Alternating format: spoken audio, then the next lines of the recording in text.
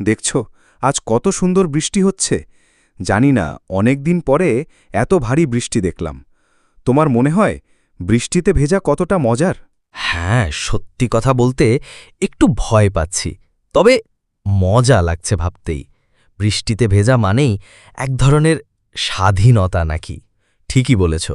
অনেক সময় আমরা জীবনের সমস্যায় আটকে পড়ি, কিন্তু বৃষ্টির ফোঁটায় ভিজলে যেন মনটা সারা যায়, কষ্ট সব ঝরে পড়ে। তাই তো মনে হয় বৃষ্টি শুধু পানি নয়, যেন একটা মনের পরিচ্ছন্নতা। আমি ছোটবেলা থেকেই বৃষ্টিতে ভেজা খুব পছন্দ করতাম। তুমি কেমন? আমিও ভালোবাসি। আসলে বৃষ্টিতে ভেজা মানে নিজেকে এক মুহূর্তের জন্য ছেড়ে দেওয়া, সব চিন্তা ভুলে যাওয়া। আজকে সেই মুহূর্তটা ভাগ করে নিচ্ছি তোমার সঙ্গে, এটাই সবচেয়ে ভালো লাগে। তুমি মনে করো না জীবনে মাঝে মাঝে এমন মুহূর্ত দরকার যখন শুধু বৃষ্টি আর বাতাসের সঙ্গে এক হয়ে থাকতে পারি? অবশ্যই।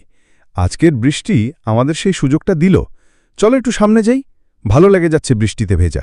হ্যাঁ চলো, হাঁটতে হাঁটতে বৃষ্টির ফোঁটা পড়ে শরীরে, মনে হয় যেন নতুন করে জীবন শুরু হচ্ছে। হাসতে হাসতে ভেজা আর বৃষ্টি ছাড়া এই জীবন কেমন?